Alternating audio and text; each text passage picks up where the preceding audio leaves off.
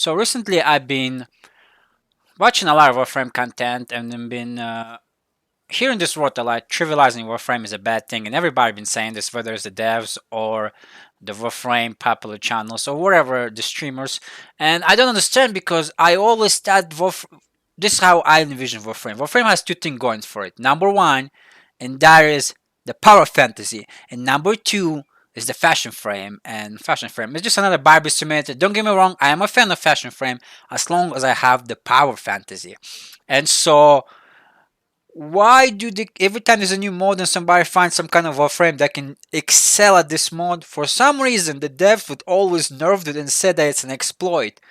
And it makes no sense to me because the moment that Warframe trivialize certain aspect of the game, that is the only time you can experience the true power of that Warframe. Because technically you already have plenty of other Warframes that trivialize other aspects of the game.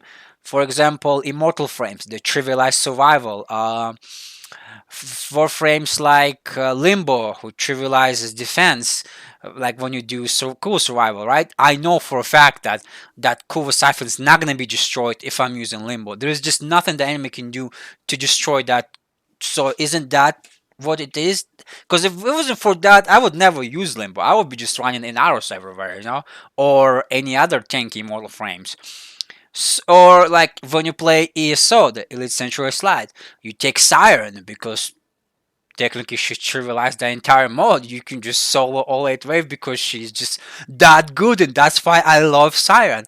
Why would I choose Siren over, let's say, Ember or anybody other damage frames like I don't know, Equinox or mm, that music? I even Octavia.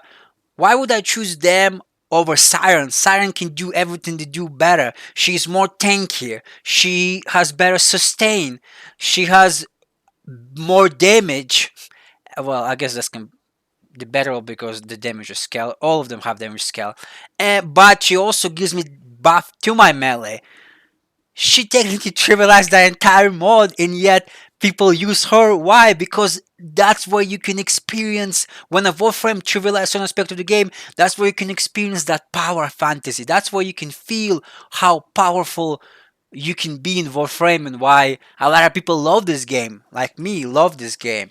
It's because of the power fantasy. Because there's no other game right now, online game, that offers that.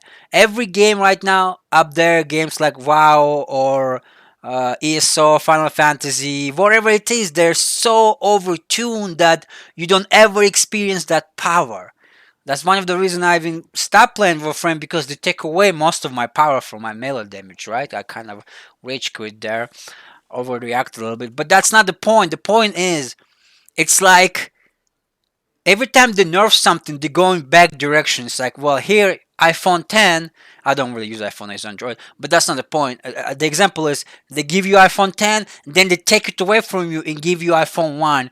That's how it makes me feel when you nerf something in the game. Like every Warframe in this game should be able to trivialize certain aspect of the game, so I want to use it. Why do I, when there's a new boss, big level boss coming in, who do I choose to kill him? It's gonna be Chromo, because Chromo is a god when it comes to this. He's a tank that can die and can kill anything in the game, which is why I love to play him when it comes to those like Edelons or boss level guy. Or why do you take Trinity to this mod? Because she can heal you up. It's just that kind of things. If you can look from a different perspective, is aren't they trivializing the Warframe, certain aspect of the Warframe? Like, don't get me wrong again, every Warframe can be viable in a game. I agree that you can make it mod properly, you can make viable, but they still will not be as viable as some other frames that are just so much better. They're just so much better because they trivialize certain aspects of the game, and where you can experience, that's when you can experience their power. And if you do the whole power fantasy, which is I am, which is why I play Warframe. I haven't played in a while because like I said again, my damage was taken away from me. My whole playstyle, all that I invested was completely went to shit. You invest so much into it and you just went to shit. So if I have to come back, I'm gonna have to from the scratch start, invest in something else, new weapons or whatever. Um, oh, and I also saw the whole new Railjack mission. No wonder people not playing. I've been looking to the excuses that all of these people have been making, like the Warframe channels or the devs. Well, the reason people don't play Railjack is because it's a grind infested, bug infested, RNG infested shit show. Even though the entire game is that, and yet you still see people spend up to 4 or 5 hours on survival, knowing that they're not gonna get any good rewards from the survival, and yet they still play. Why? Because it's fun. When you play in those modes, they're enjoyable, whether it's excavations or some of the arbitration mods, or those mods that are enjoyable. Me personally, I love survival because it's just endless and endless enemy comes at you and you kill them. This is why I played it. I enjoyed it. I played for endless hours knowing that you're not gonna get any reward. And so the reason people don't play Railjack is because it's another Archwing missions.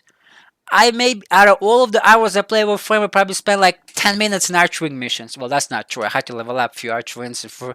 But the point is, maybe an hour, maybe a little bit more. The only reason I had to because the game forced me to play it.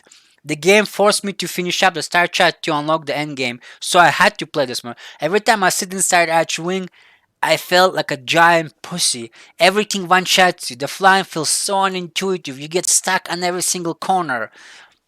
uh you flying, you feel so slow even though you're fast in arching, but because the space is like this empty space, it's giant and vast, you feel so slow. It's just after 30 minutes it just gives you nausea, the whole flying. I don't know, it was just not fun mode. The reason people not playing Railjack, you can make any kind of excuse you want, but the people not playing this Railjack mission, it's because it's another Archwing mission. Archwing sucks and they invested in the wrong thing. They should be invested in things like survivals or the things that people already like. Expand on them. Make like 8 or like 10 man survivals. When you have this like endless and endless army, like the whole army battlefield. Imagine you have 10 or 20 Warframe facing this like another army and just fighting to each other, like old days armies. I think, I don't know. I'm just spinning out stuff out of my head. All I'm saying is that that would have been a lot better than me flying in space in the goddamn Archwing. But I don't know. The whole point of this video was that trivializing Warframe is a good thing. Every single Warframe in the game should be able to trivialize something about the game so people can experience the power that Warframe can offer to you. Like right now, you only have maybe a good 5-10 Warframes that are actually able to trivialize certain aspects of the game, and why people use them the most, and that's why people can experience how powerful they can be for certain missions. Anyways, that's it for my video. Just want to make that point of view. Again, it's just an opinion, but yeah, trivializing Warframe is a good thing.